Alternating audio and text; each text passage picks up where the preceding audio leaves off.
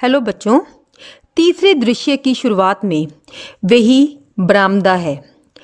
बरामदे में छोटी बहू अर्थात बेला बैठी धूप सेक रही थी, किंतु पर्दा उठने पर वह आकुलता से बरामदे में घूमती हुई दिखाई देती है। एक हाथ में पुस्तक है, मानो पढ़ते पढ़ते कोई विचार आ जाने से उठकर घूमने लगी हो। बेला अपने आप से बात करते हुए कहती है, मैं किन लोगों में आ गई हूँ? ये कैसे लोग हैं? कुछ भी तो समझ नहीं सकी। आज कुछ है, कल कुछ, पल में तोला, पल में माशा। इनका कुछ भी तो पता नहीं चलता। गर्म होती हैं तो आग बन जाते हैं, और नर्म होते हैं तो मोम से भी कोमल दिखाई देते हैं। आज जिस बात को बुरा कहते हैं, कल उसी की प्रशंसा करते हैं। मैं तो तंग आ गई इन लोगों से। जाकर फिर कुर्सी पर बैठ जाती है और पुस्तक खोल लेती है। अंदर गैलरी से उसकी सास अर्थात छोटी भाभी आती है। तुम ठीक कहती थी बेटी, इस रद्दी सामान से बैठक बैठक नहीं, कबाड़ी का गोदाम दिखाई देती थी। सोचती थी कि ये सामान इतने दिनों से इस कमरे में पड़ा है, कुछ ऐसा बुरा भी नहीं, और इस पर इतनी देर से सब बैठते आ रहे हैं, कहीं दादाजी बुरा ना माने। पर अच्छा किया तुमने जो वे सब उठा दिया। मैंने परेश से कह दिया है, तुम उसके साथ जाकर अपनी रुचि का सामान खरीद लाओ। ये सब मैं रजवा से कहकर सुरेश के कमरे में भिजवा देती हूँ। कई बार निगोड़ी इन्हीं कुर्सियों के लिए वे मुझसे रूठ चुका है। आप बैठिए माँ जी। बस तुम बैठो बेटी, मैं तो यूं ही तुम्हें इधर बैठे देखकर चली आई। अनाज पड़ा है, उसे फटकना है, मिर्चें पड़ी हैं, उन्हें कूटना है, मक्खन कई दिनों का इकट्ठा हो गया है, उसका घी बनाना है, 20 दूसरे काम हैं और दिन ढल रहा है। मैं सोचती थी तुमने मेरी बात को बुरा ना माना हो। वास्तव में बेटी, रजवा मेरे पास आकर फूट फूट कर रो दी। नौकरानी समझदार, विश्वसनीय और आज्ञाकारी है, किंतु जो काम उसने कभी किया ही ना हो, वे उससे किस प्रकार हो सकता है। आप बैठिए तो। बैठो बैठो बेटी, कष्ट ना करो। मैं तुम्हारा अधिक समय नष्ट ना करूंगी। मैं तो केवल तुमसे उसकी सिफारिश करने आई थी। भावुक स्त्री है, जल्दी ही बात का बुरा मान जाती है। तुम यूं करना कि ज्यों ही नया फर्नीचर आ जाए, अपने सामने लगवाकर रजवा को एक बार झाड़ना बुहारना सिखा देना।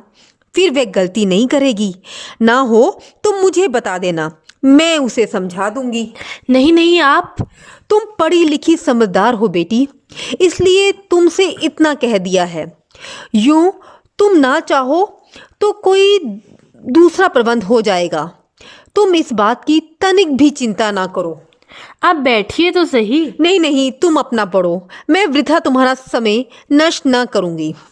छोटी भाभी अर्थात अपनी सास के जाते ही बेला पुस्तक बंद करके लंबी सांस लेती है और अपने आप से बात करते हुए कहती है, इन लोगों को कुछ भी तो समझ नहीं पाती। ये माँ जी एकदम से कैसे बदल गई। अब परसों मुझे इसी रजवा के लिए डांट रही थी। इनका कुछ भी तो पता नहीं चलता। फिर पढ़ने लगती है। बड़ी बहू और मंजली भाभी बाहर के दरवाजे से प्रवेश करती है।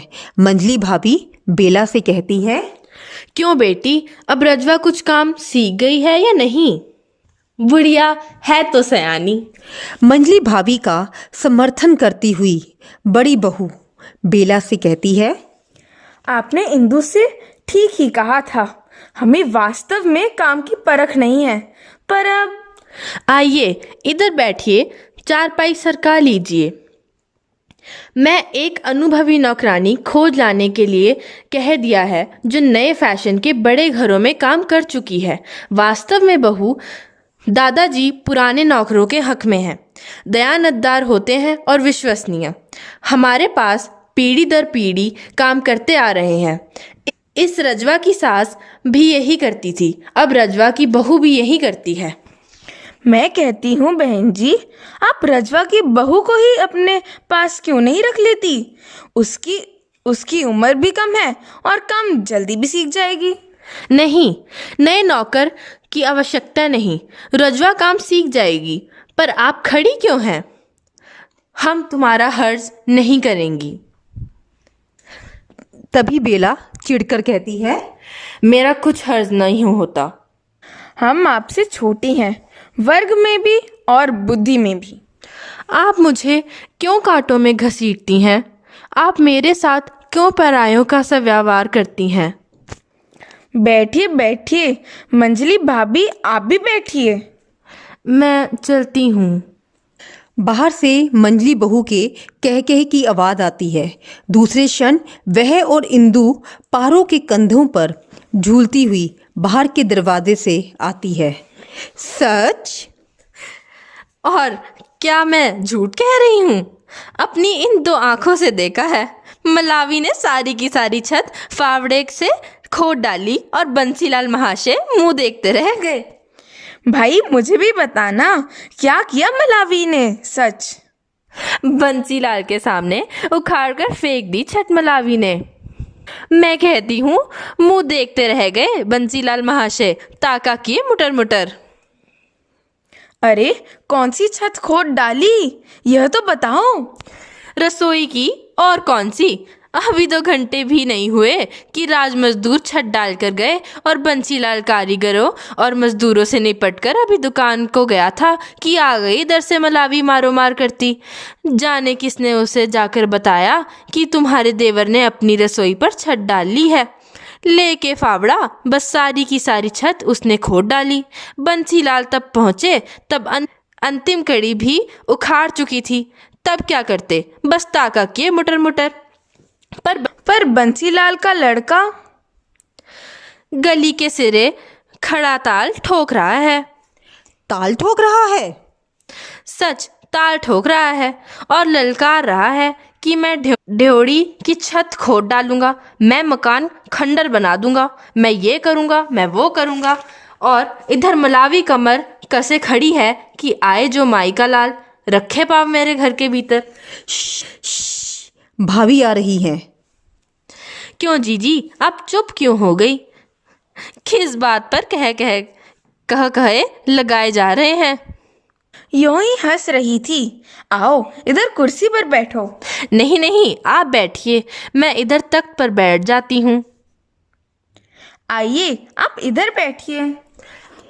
आइए आइए, आप इधर बैठिए। बैठिए भाभी जी, आप चली क्यों? मैं तो इधर ही जा रही थी, यूं ही जाते जाते खड़ी हो गई। मैं आपकी हंसी में बाधा नहीं डालना चाहती। आप हंसिए, कहे लगाएं। मैं कहती थी ना कि इस ओर न आओ। मेरी मुई आदत हुई हंसने की। अब एक यही स्थान था बैठने को। हम हंसती हैं तो हंसती हैं दिल से, और छोटी बहू के अध्ययन में बाधा पड़ती है। मैं कहती हूँ दादाजी को यदि पता चल गया कि हमारे यहाँ बैठने से छोटी बहू को पढ़ने में खलल आता है तो वे। किंतु यही एक जगह थी पर्दे वाली। तुम भूल गई? हमें ही तो दादाजी ने खास तौर पर सतर्क रहने को कहा था। मैं कहती हूँ चलो मेरे कमरे में। मुझे तो दादाजी के कपड़े धोने हैं, मैं चली। ठीक है, तुम लोग अब यहाँ इतना ना बैठा करो, हम तो गोदाम में जा रही हैं। चलो गेहूँ छटवा ले। छोटी बहू तो कब की गई हुई है, फिर तो अंत में जाएगा दिन और महरियाँ चली जाएंगी। मैं तो फंस गई मंजली की बातों में। चलो चलो। मैं कहती हूँ पारो, चल मेरे कमरे में, यहाँ चलकर बैठ। मुझे तो जाना है भाभी, लल्ला आ गया होगा, ना मिली तो चिल्लाएगा। ये छोटी बहू तो बात सी आकर सबको डरा गई। सुनी तुमने मलावी की बात? खोद डाली उसने सारी की सारी छत। मलावी ने छत खोद डाली? हाँ, अभी राज मजदूर छत बनाकर गए थे कि आ गई मलावी मारो मार करती। पर चलो मेरे कमरे में, वहाँ चलकर सब बताती हूँ। यहाँ तो छोटी बहू की पढ़ाई में बाधा पड़ती है। उसे साथ लेकर अपने कमरे की ओर जाती है। बाहर परेश और बेला बातें करते हैं। आप मुझे मेरे मायके भेज दीजिए। मुझे ऐसा लगता है जैसे मैं अपरिचितों में आ गई हूँ। कोई मुझे नहीं समझता, किसी को मैं नहीं समझती। आखिर बात क्या है? कुछ कहो भी।